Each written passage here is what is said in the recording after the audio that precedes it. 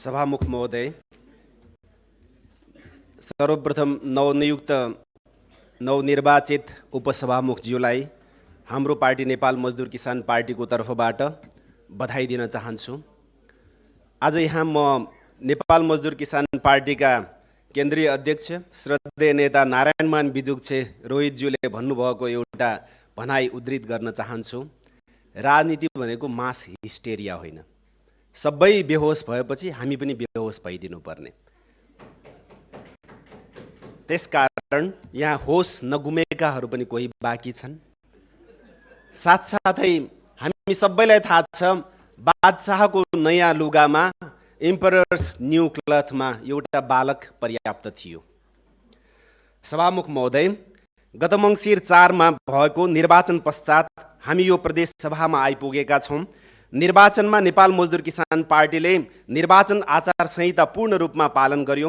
नेमकिपा कुनै पनि अनैतिक तथा असैद्धान्तिक गठबन्धनमा सामेल नभई एक्लै चुनाव लड्यो। नेमकिपाले कसैको बैसाखी टेकेर होइन, जनताको भरमा चुनाव लड्यो। अप्रजातान्त्रिक तथा असंवैधानिक गठजोडहरू विरुद्ध नेपाल मजदुर किसान पार्टीले निर्वाचन घोषणापत्रको आधारमा राजनैतिक तथा वैचारिक सङ्घर्ष गर्यो। नेमकिपा सत्ता केन्द्रित राजनीतिको विरुद्धमा छ। जसरी भए पनि निर्वाचन जित्ने र जसरी पनि सरकारमा पुग्ने पुँजीवादी मानसिकताबाट नेमकिपा निकै टाढा रहँदै आएको जगमा जाहेर छ। सत्ताको फोहोरी पुँजीवादी खेलकै कारण जनताको आक्रोश, अविश्वास तथा घृणा बढ्दो छ। 2074 सालको निर्वाचनमा पनि तथाकथित वाम गठबन्धन बनेकै थियो। यस प्रदेशमा पनि 2/3 बहुमत सहितको सरकार गठन भएको थियो। अब 30 वर्ष कसैले हल्लाउन सक्दैन भन्ने दाबी शासक दलले गरेका थिए।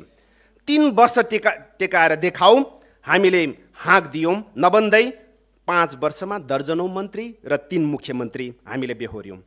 सिद्धान्त, विचार, आदर्श, नैतिकता मिल्काएर जतिसुकै चर्को कुरा गरे पनि परिणाम शून्य नै बन्नेछ। विगतको अनुभवले पनि यही बताउँछ। तेल के हेर्नु, तेलको धारा हेर्नु, छोरा के हेर्नु, छोराको साथ हेर्नु। यो पुरानो कथन आज यहाँ पनि सान्दर्भिक देखियो। मुखले वामपन्थी भन्ने अनि दक्षिणपन्थीको बुई चढ्ने यो कुन मार्क्सवाद हो?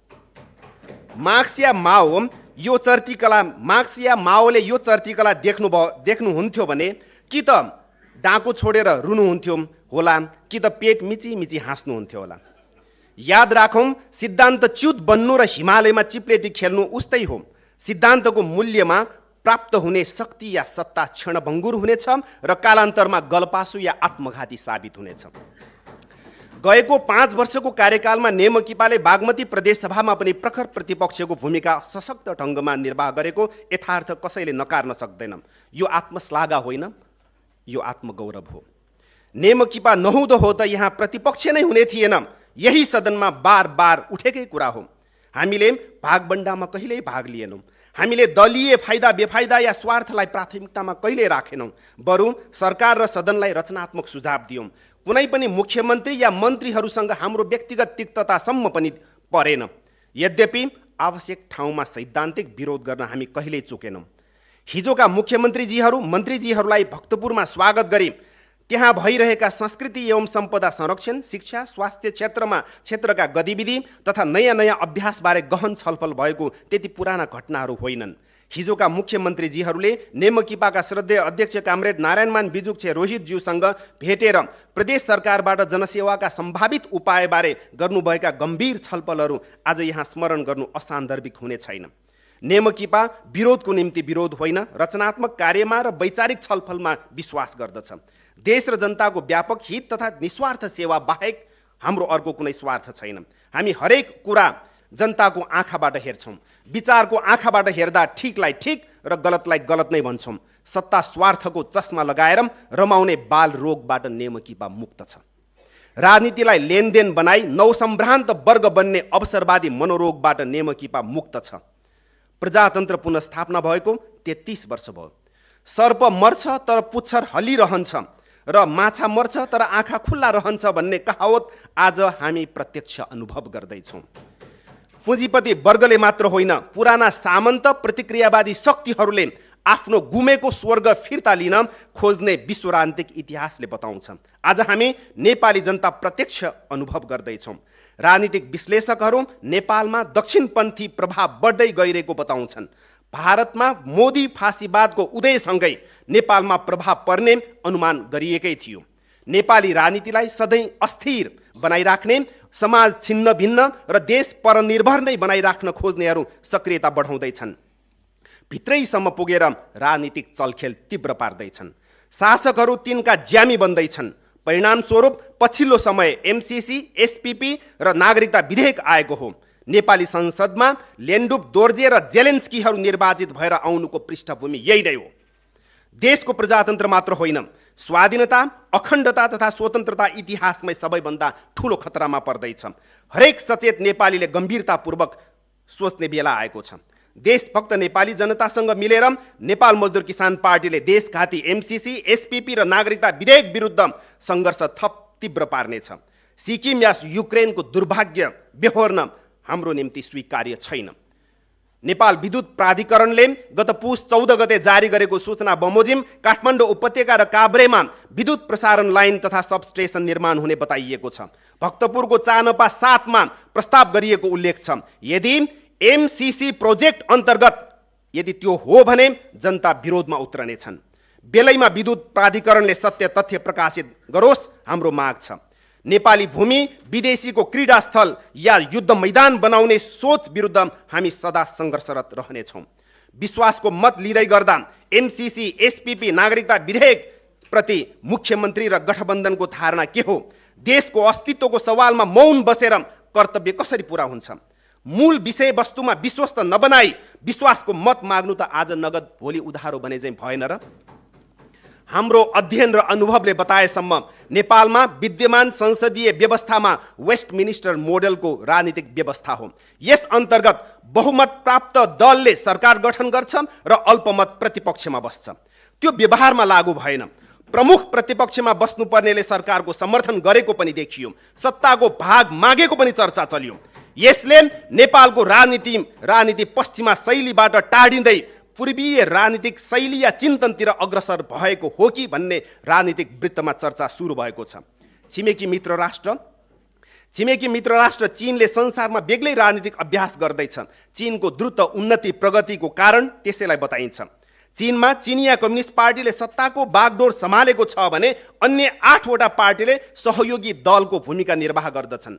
समाजवादलाई दिगो बनाउँदै देशको विकासमा नयाँ नयाँ उपाय सुझाउने, राजनीतिक चिन्तनमा मद्दत पुर्याउने, राष्ट्रिय अन्तर्राष्ट्रिय दृष्टिकोण निर्माण आदि कार्यमा ती दलले चिनिया कम्युनिस्ट पार्टीसँग समन्वय, सहकार्य तथा सहयोग गर्दछन्। त्यही पूर्वीय राजनीतिक अभ्यासतिर जाने निर्णय नेपाली कङ्ग्रेस, राप्रपा लगायतका दलहरूले पनि गरेका हुन् कि जिज्ञासा राजनीति शास्त्रका विद्यार्थीहरू र जानकारहरू राख्दैछन्। यदि त्यसो हो भने जहिले पनि हामी छलफल गर्न तयार छौँ। विश्वासको मत माग्नुहुने मुख्यमन्त्री शालिग्राम जमकटेल प्रति व्यक्तिगत केही गुनासा छैनन्। उहाँ बेला बेलामा हाँस्नुहुन्छ। विगत 5 वर्षमा उहाँका जोशीला भाषण धेरै सुन्यौँ। यो पटक भने काम गर्छु भन्दै हुनुहुन्छ। उहाँले फोनमा र भेटमा पनि मत माग्नुभयो। उहाँले पार्टीलाई पत्र नै पठाउँछु पनि भन्नुभयो। उहाँको पहिलो पत्र नै अपहरणमा परेछ क्या र? यसमा उहाँको व्यक्तिगत दोष देख्दिन, तर त्यो घटनालाई सावधानी अपनाउनु पर्छ भन्ने पूर्व सङ्केतको रूपमा लिएर काम गर्नुभए उचित हुने पहिलो सुझाव दिन्छु। उहाँ र उहाँका साथीहरूले सँगै एक ठाउँमा जाने, मिलेर काम गर्ने प्रस्ताव राख्नुभयो। हामीलाई विश्वास छ एक दिन अवश्य त्यो दिन आउनेछ जुन दिन सारा नेपाली जनता एक मनको एकताका साथ एकमत र एकजुट भएर अगाडि बढ्नेछौँ। त्यो यात्रा बहुसङ्ख्यक कामदार जनताको व्यवस्था स्थापनाका निम्ति हुनेछ। त्यो यात्रा समाजवादी व्यवस्थातर्फको यात्रा हुनेछ। पुँजीवादी व्यवस्थाको यो भ्रमको संसारमा अल्मलिने इच्छा हामीलाई छैन। पुँजीपति वर्गको झिलिमिली चौतारीमा आराम गर्ने लोभ र सोच हामीमा छैन।